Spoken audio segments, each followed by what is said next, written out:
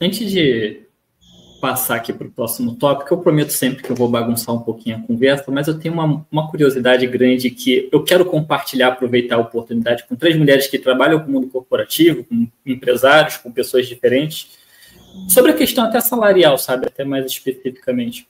Eu, particularmente, e eu talvez dando um pitaco, eu acredito muito que, independente da situação de qualquer pessoa, quando ela tem independência, capacidade financeira, oportunidade, o trabalho modifica a vida de qualquer pessoa, para mim, particularmente, a partir de qualquer desafio que ela esteja. E eu acho que talvez seja um ponto importante de toda essa conversa. Não sei se eu estou errado. Só que, assim, ao mesmo tempo que a gente vê N estatísticas falando sobre a diferença salarial, no mundo ocidental, todos os países basicamente têm leis em que isso deveria ser impedido, né? Não deveria acontecer. E eu penso sempre, quando a gente fala com um empresário, e digo no papel de empreendedor, a gente falar sobre a lógica, normalmente o empreendedor ele vai pagar mais para quem produz mais, né? Para quem rende mais. E eu vejo todo mundo tentando conscientizar a questão da igualdade salarial a partir do social e não do aspecto, digamos assim, lógico para o empresário, sabe? Eu sei que é uma pergunta complexa, que não é só isso que resolve todo o cenário, mas vocês que atuam nesse mundo corporativo, de que forma a gente pode conscientizar, melhorar, para que não fique só nessa questão do aspecto social, né? Porque talvez a gente vai passar 20, 30, 50 anos lutando por uma coisa que não vai acontecer, porque não vai pegar o empreendedor. Faz sentido para vocês o questionamento? Faz todo sentido, Renato. Inclusive, me vem agora uma colocação em relação ao que a Samantha nos trouxe, que tem muitos textos, né? Tem um embasamento científico que fala dessa disruptura da mulher lá atrás, e é realmente verdadeiro quando a mulher passou a trabalhar e a assumir outros postos e assim ter a sua autonomia, o número de divórcios disparou.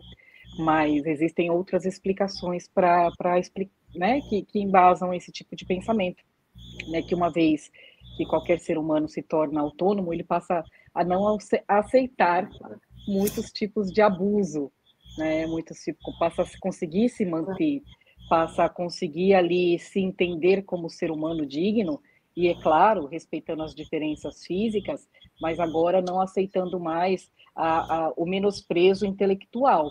Né? Então, a mulher ela é diferente, óbvio, biologicamente, como bem dito a Samantha nos trouxe, mas a nível intelectual, não acho que exista nada que nos coloque aquém do outro sexo. Mas existe aí um cenário de respeito, né? E faz muito sentido o que você colocou, sabe, Renato? Né? Eu acompanho de perto alguns grupos que lutam para conquistar os seus espaços, né? E essas pessoas também não querem estar lá por um aspecto social. Essas pessoas querem estar lá pela sua capacidade. E muito das manifestações e das inclusões por lei e por benefícios, se assim eu posso dizer, é para que seja reconhecido o critério, né, de competição naturalizada, né? A mulher ela tem aí o ônus, né, se assim eu posso dizer, de se afastar pela gestação, mas enquanto está lá, entrega tanto quanto qualquer um homem. Então, se ela pode ser avaliada, se ela pode ser olhada para um cargo acima, ou para uma outra função, ou por um outro salário, por que não? Bendito, a Suzana nos trouxe que exerceu a função, e isso não é, infelizmente, um caso isolado. A mesma função, mesmo tempo de empresa, as mesmas capacidades, a mesma entrega e ganhava menos. Isso é uma realidade. Você só não vê, né? E aí diz, né, aquele ditado que eu gosto muito, sabe, Renato? Até falei no Dia das Mulheres, assim, você acompanha as minhas publicações, né? Que existe um ditado filosófico que fala que lá quando os escravos foram libertos, 1000 escravos foram libertos e outros 1000 seriam se eles soubessem que eles eram escravos, que eles eram presos, né? Então eu parto sobre isso e me faz muito sentido a questão que a colega também nos trouxe, do caminho ser a educação, o aumento da consciência, porque todos os lados vão se conscientizando mais, né? E alguns abusos também acontecem de forma inconsciente, de forma cultural, de forma dogmática, né, pregada aí por muitos lugares. Então, as pessoas têm boa intenção de forma geral, só que acaba tendo pouco espaço para manifestação. Perfeito, muito legal, Yara. Você quer falar alguma coisa, Renata? Não, à vontade, é com vocês. É com vocês. Yara, eu acho que é isso. A Suzana falou que é educação em primeiro lugar, temos um longo caminho sim a percorrer. E aí eu estou trazendo vários pontos provocativos para o pessoal que está assistindo a gente, ou até para a gente refletir. Excelente. Para não ser mais do mesmo, porque a gente. A sensação que eu tenho nos últimos tempos, sempre estudando e buscando conhecimento, aprendendo com outras pessoas, é que existe uma repetição de informação sem um pensamento crítico, né? E eu sou uma pessoa que gosta de realmente, será? Será? Eu não sou vendida de uma maneira muito fácil. Quando a gente fala de desfavorecidos, eu acho que as pessoas, elas tendem...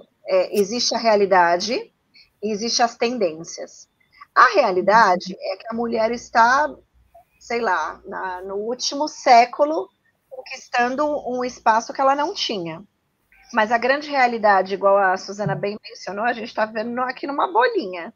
A gente está numa bolha, onde a gente percebe comportamentos que não mudaram ainda, a gente percebe, seja por vieses inconscientes, seja por culturas, né? Essa conversa a gente nem teria lá no Afeganistão, né?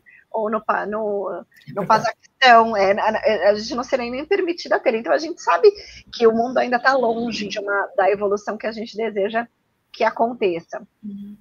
E, por um outro lado, existe também um comportamento social nos países onde a gente tem essa liberdade de falar sobre isso, onde tudo se torna vítima por causa daquele acontecimento. Então, isso daqui está acontecendo porque eu sou mulher. Isso daqui está acontecendo porque eu sou negro. Isso daqui está acontecendo porque eu sou homossexual. E não é sempre assim. E aí, por que veio esse pensamento crítico em mim? Tem uma história que aconteceu, que aí eu vou dividir com vocês e vou fazer a pergunta. Um cara era casado com uma mulher, né? Família, tinham 8 filhos, tá? E aí esse cara morreu, né? Um dia ele teve um derrame, caiu duro e morreu. E ela ficou sozinha com os 8 filhos. E ela cuidava de esse cara tinha um mercadinho, né? E naquela época, como foi faz muito tempo, esse mercadinho, ela ficou cuidando, a mãe dessas crianças ficou cuidando desse mercadinho. E um belo de um dia, um cara entrou e ele queria beber fiado. E ela não deixou.